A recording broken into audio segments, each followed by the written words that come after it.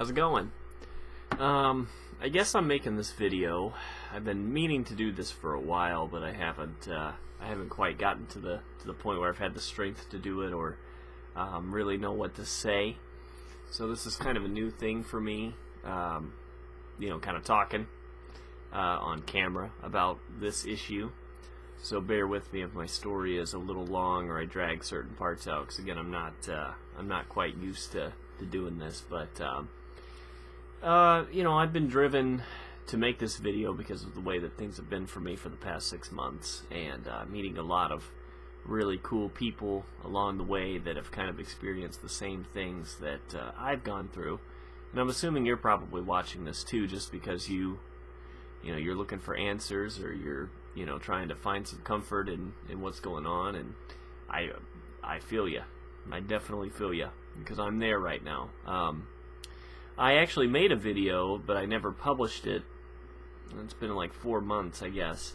And I was going through, basically feeling like I was fully recovered. And I had a setback, which I'll mention, and then we'll kind of retrospect on that. But so I mean, yeah, this is basically my way of kind of channeling some of the the stupid thoughts that I have, and the sensations and things that come with generalized anxiety and panic attacks, which I don't suffer really panic attacks as much now. I've kind of learned how to deal with those, but anxiety is still kind of a big thing for me in certain situations. And depersonalization, or feeling out of your body, I actually had it happen to me like 2 hours ago. I'm still kind of reeling from it a little bit. You guys know how much that sucks. But let me just start by saying, this started for me back in November of last year, 2014. I was a caffeine guy, of course, and I live in Illinois. I was traveling down 10 hours by car to visit some family and friends back in Alabama, where I grew up. Stayed there. It's a 10-hour drive, so of course I was fueled by coffee and Red Bull and stuff, and stayed there for, I don't know, 3 days maybe. Then I drove 6 hours down to Florida to see my brother. Stayed for about 2.5 days, and then came back up, and was going to see everybody before I went back home. And I used to smoke marijuana, I was daily for a while. It's kind of an off and on thing for me, and I wanted to hang out with a buddy of mine and partake, so to speak. And so I did, and I had just gotten off the road, so I didn't stop anywhere when I got back into Alabama. I literally went right to his house. So I just got done driving. I was tired, hyped up. I took one hit, and then within 5 minutes I was just like, and I passed out trying to get outside for air. And I thought I was, on something hard, like PCP or something, because I was tripping. I couldn't think straight. I was literally like moving as much as I could, like sitting and moving, because I felt like standing still was freaking me out. And I've thought about that a lot. I didn't realize that was a panic attack. I thought I was on something, because I fell asleep eventually after like 4 or 5 hours. I woke up the next day and I was still out of it. I within 20 minutes of waking up, I felt all those feelings again, but this time it felt more like I was dying, because I was actually sober, even though I didn't think I was at the time. And I went to my sister's house, and ended up going to the hospital after, trying to sleep there and not being able to sleep. I just could not sit still. Felt like I was going crazy. They gave me a shot of Ativan. I cooled out for a few days, and then I made it here, just barely. I had 2 panic attacks on the way and still didn't really know what was going on. So of course, after seeing the doctor and all that, they pretty much had either thought it might have been drug-induced psychosis, which was a scary-ass thought, or that it was, anxiety and panic attacks that were happening. I just wasn't really familiar or comfortable with that diagnosis yet. But I got everything checked out. Everything was fine. So I went through the whole thing for a while. I tried Lucinda Bassett's program, Attacking Anxiety, which is a good program. I recommend it, to kind of learn some techniques and things. But and I was, for the most part, starting to be cured. I felt very comfortable with where I was at, and I took Ativan for a little while, a couple weeks, then I stopped taking it.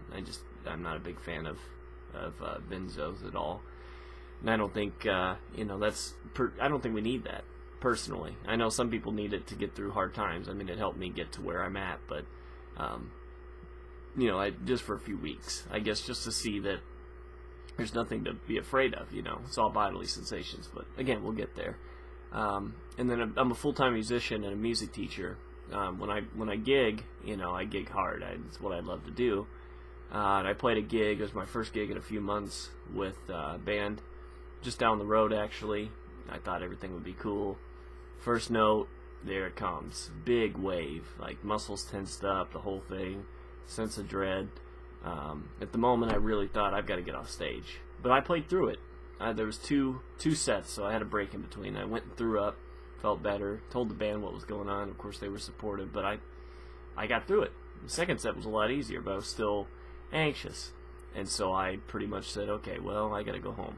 So as soon as the gig was over, I got paid, got out of there. And that was pretty much like my setback, and that was almost 2 months ago. So the setback has been a little bit harder, needless to say. But really, I haven't had any panic attacks. It's been mostly just general anxiety. So I guess I'm here to kind of talk about a few things regarding that. That's very, very general description of my story, so to speak. One thing that really bothers me about it, and I think this is something that not a lot of people talk about, is the depersonalization effect of anxiety. It's probably the worst symptom. I won't lie. I mean, the churning stomach and all that is, that passes pretty quickly as long as you just acknowledge it, or like a headache or something like that. But even the dread feeling can pass if it just sort of comes as its own feeling. But the whole depersonalization thing is horrible. It'll hit you all of a sudden. It's almost like you're reborn again, in a matter of speaking. You sort of go, okay, well, where am I at? What just happened to me? And it's almost like when I was watching Netflix earlier, I was watching it, and I just all of a sudden kept looking up, and I'm like looking at my forehead, and I'm thinking, okay, am I trying to look out of my forehead? That's really how it felt. I thought I was trying to view TV up here, or something like that. It's like, if I was high, I would say, well, yeah, it makes sense. But of course, I've been sober for 6 months. No caffeine or anything like that, so no alcohol. And it just drives me nuts when it hits, because then you just feel the adrenaline go whoosh, and it just goes through your body, and then you're in trouble. It feels like trouble, but you're okay. And it's like I went and ran an errand that I needed to do, and I was okay. No big deal. That's a very common symptom, I think, with anxiety, or a symptom. It's a common effect with anxiety that nobody really talks about. I've noticed it online a little bit, but nobody really goes into it in great detail. It hit me randomly after a few months of experiencing it while I was still taking Ativan. It really scared the hell out of me. But, now when it hits, I just kind of let it happen. There's just certain times when it hits and it just really bothers me. It happens when I'm having really good days, and, it doesn't really affect me. Or if I take a nap and I wake up, I feel weird. So if you're feeling that, don't fear it too much, because don't fear it at all. But let it process, and just establish what it is, and just tell yourself, it will pass. It always does. I think for me, sometimes my mind argues with the whole idea that because I don't smoke marijuana anymore, that I'm supposed to feel a certain way, and it's almost like my brain is telling me that, hey, are you sober, or something like that. But then you're just overthinking it. That's what that is. You're just going, well, yeah. So I guess that's as much as I want to say about that. I mean, when it happens, this next thing I'm going to talk about, I guess, kind of correlates with that. But, the next thing is, I found that the one thing that really cures this, the one thing that really pushes this aside is acceptance. I've learned it in the program Panic Away. Panic Away has been extremely helpful to me. I really recommend it. If you've been looking for answers and, these breathing techniques and all this crazy stuff, don't try Panic Away.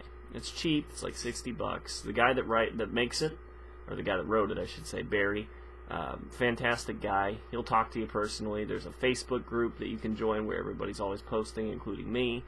You can post if you're having a moment. People will immediately jump on and let you know, hey, I know that feeling. You're okay.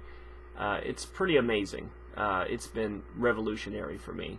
He explains it in some steps. I don't want to talk about it, without. Well, I paid for it. I don't want to hurt his business or anything like that. But really sweet guy, and everybody that does the program that I've met is absolutely a terrific person. They're there to help you out. They're here to listen to your problems, and they're there to talk about theirs, and then you comfort. Because really, social network, not like Facebook or anything, but like just a network of people that are there to care for you. That's really important. That's really one of the biggest steps in getting past it, is being able to be honest about it, especially talking about it with people that get it, because we know that there's a lot of people that don't get it. There's a lot of people you try and tell it to, and they're just like, I don't know what that's like, and they just look at you like you're nuts. But you're not crazy. It's not an illness or a mental illness. I guess in a way you could define it as it's a disorder if it's at the point where it bothers you every day. But it's not like you're crazy or anything like that. It's the least bit. It's a behavioral issue. And that's one of the things that's comforted me about that as well. So I don't know. I mean, I guess my whole thing. I'm not very good at doing this. You would think of being a music teacher that I would be a lot better at explaining, talking about something. But it's something that I guess every day I learn something new about. And it's like I'll feel weird, and I might read the Panic Away guide, or I might do some online research into it. Excuse me. And I'll find something new about it that I didn't know before, but at this point I almost feel like an expert on it, because when somebody asks me, how's it going, and then I feel like I have to explain everything. But you have to really accept it. When you feel that way, you just have to say, it's going to pass. In Panic Away, you learn a lot of techniques that, allows you to feel the feelings, the sensations, because that's all they are, sensations, and just letting them happen. And once they've happened, and you realize there's no danger, I mean, you're already one step closer to retraining yourself to not feel like you have to be anxious when you go to the store or whatever it is that triggers it. For me, right now I have some things I have to get past, like eating chocolate or anything sugar, because I really don't eat sugar.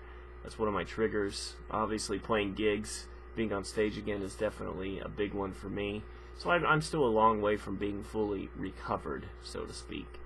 But I can tell you that I'm a lot better off than I was, and I still have one or two moments a day where I feel like things are going nuts.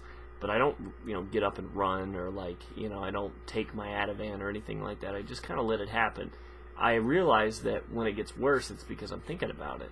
If I don't, well, let me put it this way. I'm putting emotion into the thoughts, because you can't actually stop yourself from thinking about anything. Suppressing thoughts, what you resist persists, is a big thing I've learned. If you just allow the thoughts to be there, if you're like, I don't think I'm going to be able to live anymore, I don't think I can deal with this, you're like, well, I guess I can't. I guess I'll just have to let it happen. And it's amazing how very soon that thought goes like that, and it's gone. It's an amazing feeling when that happens. You don't even realize it until later on, and then you just kind of go, and you smile about it, and you lay down and you go to bed. So I guess in the way, this is kind of a story about me, or something to kind of give people some comfort, but also it is somewhat of an advertisement for Panic Away, because it has been very helpful to me. I guess I wanted to talk about that in depersonalization. I might post a little bit more about this later if I get comments or questions or anything like that pertaining to it. But just realize that you're strong because you get through every day. You haven't ran away from life. I mean, you can't do that. And you can't run away from your body. You're safe inside your body. If your health is good and you take care of yourself for the most part, you have nothing to worry about. It's just something that you have to learn to manage. It's a behavioral thing. And once you manage it, once you learn there's nothing to really fear, it goes away. It really does. It went away from me almost entirely for a while. And because setbacks always happen, it's the way we handle the setback that really is going to determine how long you're going to suffer, in a matter of speaking. So I guess that's all. I can't make too long of a video, but yes, message me or comment me if you'd be interested in talking about this a little bit more, if you think I should make another video maybe concerning one topic. I mean, I'm not going to call myself an expert, but I do know quite a bit about it. I've researched it a lot. I've been through it too, and I don't think there's any better researcher than somebody that's been through it, or researcher. I don't think there's anybody that's better at describing something than someone who's been through it. Because one therapist that I did talk to, the one that thought I had drug-induced psychosis, I thought she was nuts, because I told her I had depersonalization, and she automatically went to, well, that's drug-induced psychosis. I'm like, well, I've been this way for about 6 months, and I don't hallucinate or anything like that, and you know, I'm pretty sure I'm okay, and it's just a symptom of anxiety. And she's like, well, you know you. And you know how they are. They have to put a label on everybody. So anyways, so that's my video. Thanks for watching, and remember, there's always hope.